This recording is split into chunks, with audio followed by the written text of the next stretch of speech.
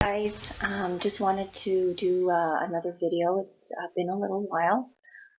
We've had lots going on, obviously with the passing of my brother-in-law, moving through the grief of that, as well as all of the practical things that come with it. I hope you've all been doing well, and thanks for tuning in. So today I wanted to do a video on something that's been sort of ruminating in my mind for quite some time, especially after I read a particular article that I found on Facebook through The Best Brain Possible, and I will give you a link down below in the information box to that article. But I wanted to start by reading a quote, and the quote from the article is actually not the author of the article's quote. It's a quote from Pema Chodron, the American Buddhist monk, and it's from her book. And the young warrior focused herself and went towards fear, prostrated 3 times and asked, "May I have permission to go into battle with you?" Fear said, "Thank you for showing me so much respect that you ask permission." Then the young warrior said, "How can I defeat you?" Fear replied, "My weapons are that I talk fast and I get very close to your face. Then you get completely unnerved and you do whatever I say. If you don't do what I tell you, I have no power. You can listen to me and you can have respect for me. You can even be convinced by me. But if you don't do what I say, I have no power." In that way, the student warrior learned how to defeat fear. And I thought this was an amazing example of what exactly it is that we do when we practice and engage with gray rock and gray rock techniques, or as Dr. Rosenberg calls it, observe but don't absorb. Now, in this wonderful article in the Best Brain Possible, it actually talks about fear and how our fear and our amygdala in our brain is designed to respond to fear. And what's gone wrong with that in terms of our society today, and how instead of having, as they do in the animal kingdom, when fear causes us to have that fight, flight, or freeze or fawn response, it's usually over within 3 minutes. As she says in the article, it's usually because either the animal has escaped or the animal has been eaten, so it's a done deal. The problem with humans and the way we've evolved and what's been going on with in our society, especially for those of us who've been in relationships with or raised by cluster B personality disorders such as narcissism and borderline personality disorder, is that our fear responses are permanently turned on. Now, this is the case for a lot of people. It's not just those of us who are suffering from complex PTSD or other after effects of narcissistic abuse, but it's especially true for us that our fear responses are constantly turned on. And in fact, we've been designed to thwart any effort to turn off the fear response, which means that working with fear is this huge uphill battle. So let me repeat that.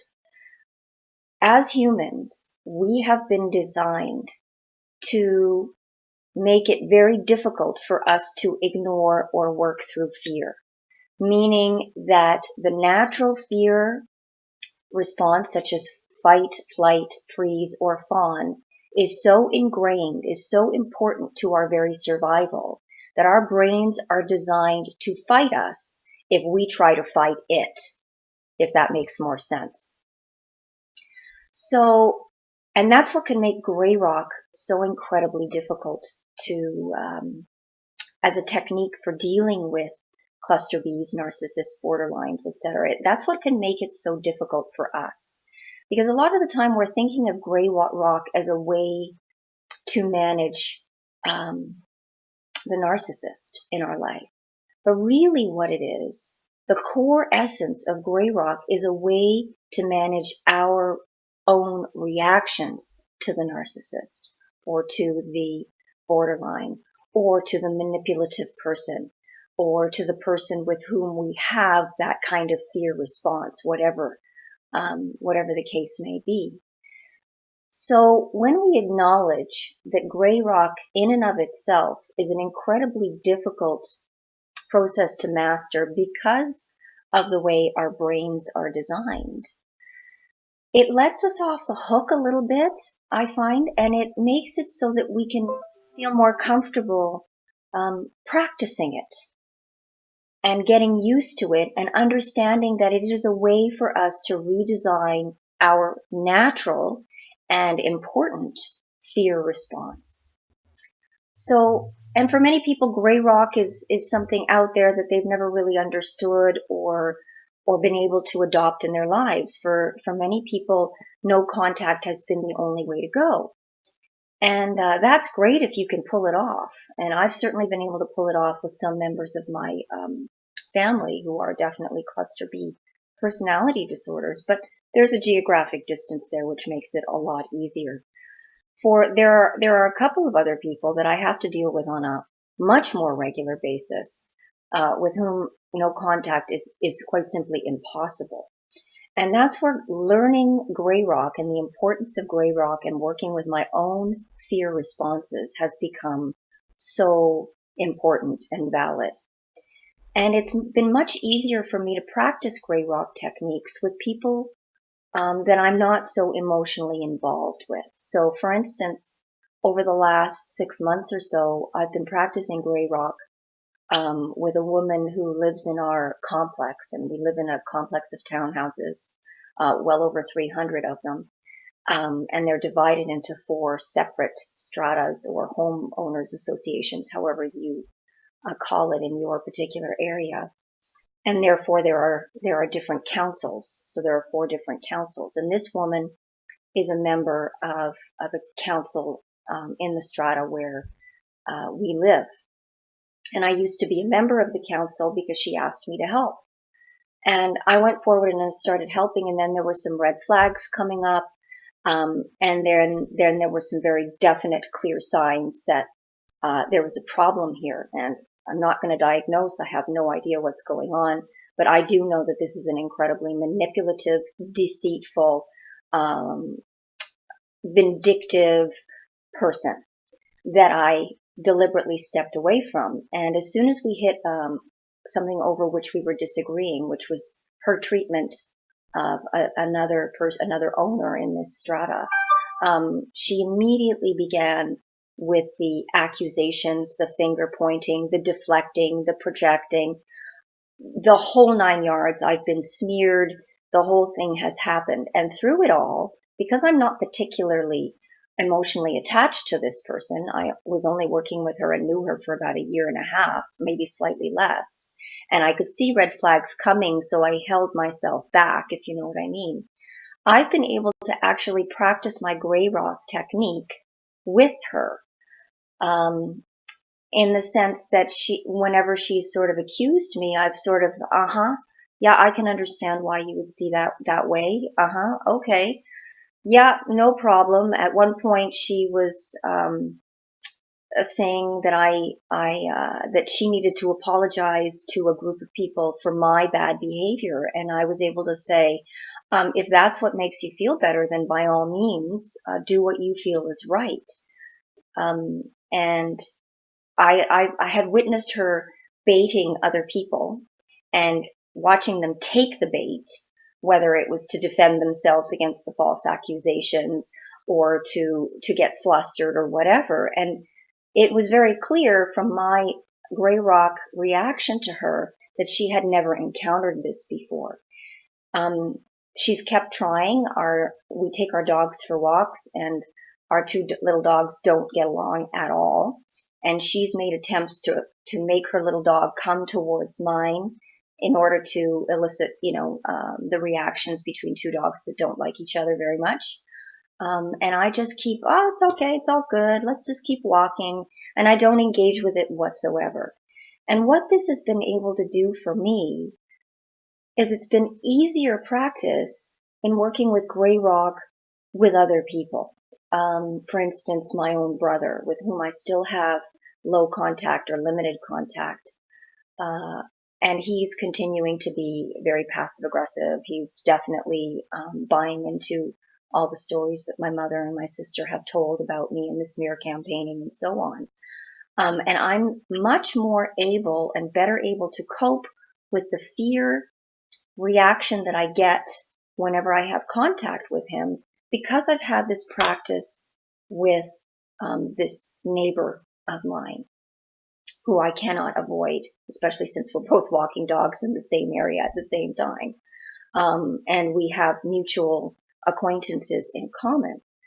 So I'm going to suggest that rather than looking at gray rock as a way to manage the manipulator or the problem person in your life or the narcissist, start imagining that gray rock is actually a way to explore and manage your own very natural and normal fear responses, and really delve into what your automatic response might be. Now, trust me when I say this, my automatic response with this woman is not gray rock, okay?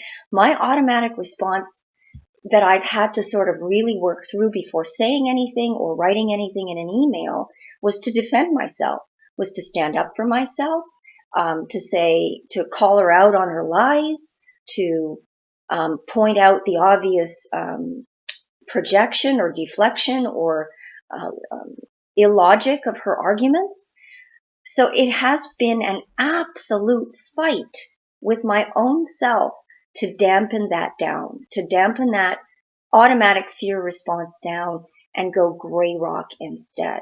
So I want to encourage people to explore what their automatic response is, and that might change with different people, just as I believe that the type of gray rock response we give will change depending on who we're dealing with. So my gray rock response to this neighbor is very different from my gray rock response to my brother.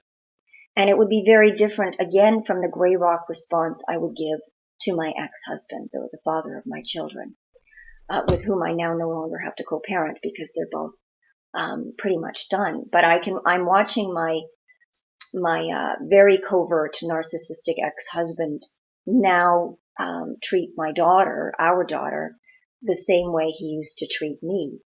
And trust me when I say that that's triggering. It's incredibly triggering, and it's been a real work in progress to teach my daughter how to gray rock him and what gray rock is, because she's aware of who he is. She absolutely knows. My son, not so much, but my daughter knows who he is. And it's been a really interesting process to teach her as I learn myself, and how I've been encouraging the wrong types of responses to him out of fear, and how working with my own fear and working with gray rock is helping me to teach her, as we learn together actually, how to gray rock her dad. So as we move forward through this healing journey, I want us to have the respect that Pema Chodron talked about in that quote I first read, which is to really talk to our own fear, ask its permission, really get to know it and have respect for it. Listen to the fear, maybe even be convinced by the fear, but do not do what the fear says to do, okay? Because the fear was telling me, defend myself, point out the projection. The fear was telling me I needed to stand up for myself. And I'm not going to listen to what my fear wants me to do. My fear is no longer going to have power over me. I am going to go gray rock instead. So I'm still feeling the fear. I'm still hearing it. I'm still seeing it. I'm still sensing it. I know what's triggering me. I know how I want to respond. And instead of listening to what my fear is telling me to do, I'm going gray rock instead. And I really encourage everyone to explore their fear and their triggers through this sort of idea that we can work through our fear, that fear is something that's normal and natural, and we're supposed to have it. It's a survival mechanism. It's a vital part of what keeps us going.